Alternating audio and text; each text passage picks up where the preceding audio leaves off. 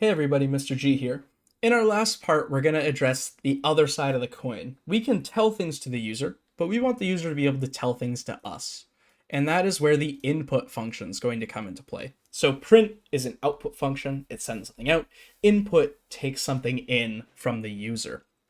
So the most basic aspect of input is that it takes in information from the user in the form of a string.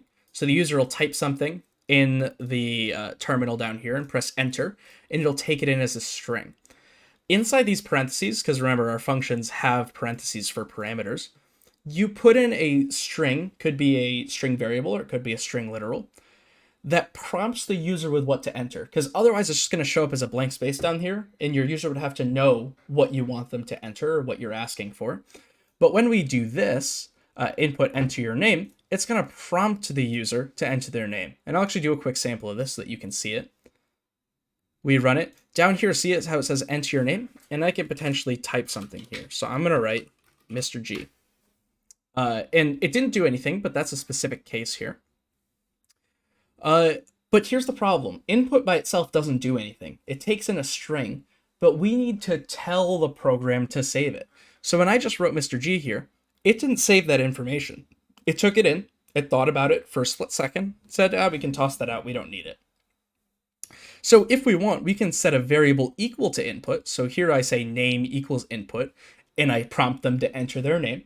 And now it'll pop up appropriately. So now if I do Mr. G, it's actually going to save this information, and even better, it's going to incorporate it into a print statement to greet me. Hello, Mr. G, which is really convenient.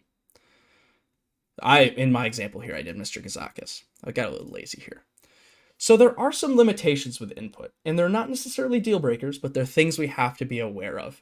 First of all, it is always a string. Even if I enter a number, like if I enter 5, like I do in the example here, the type of A is string. Input does not dynamically determine a variable type like when you normally define a variable would. It is always a string. So that's not the end of the world though.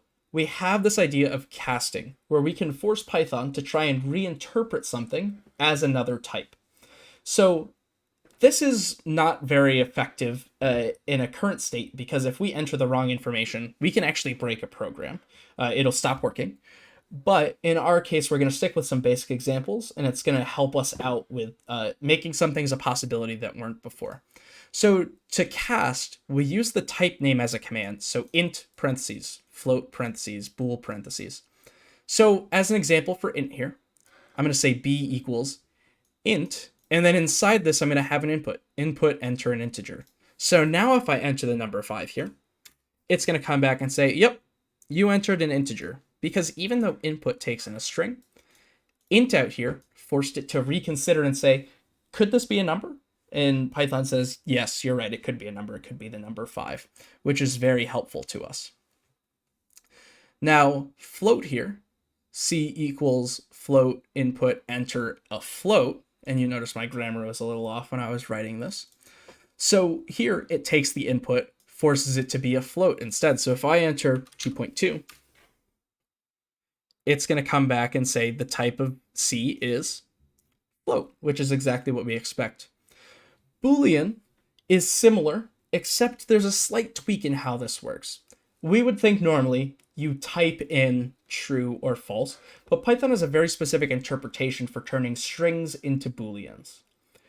If the string has anything in it at all, a single character, even just a space, it interprets it as true.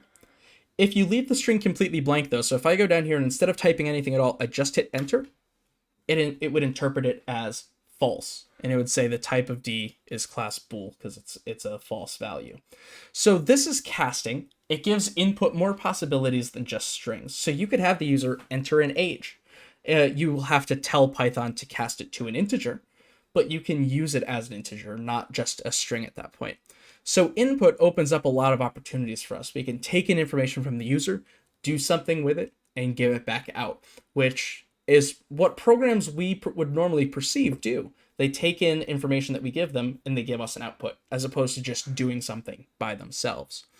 So that has been variables, print, and input. Again, if you want extra practice with these, we have the classwork.py file, there's a completed sample, and there's the homework.py file. And I hope you have a great day.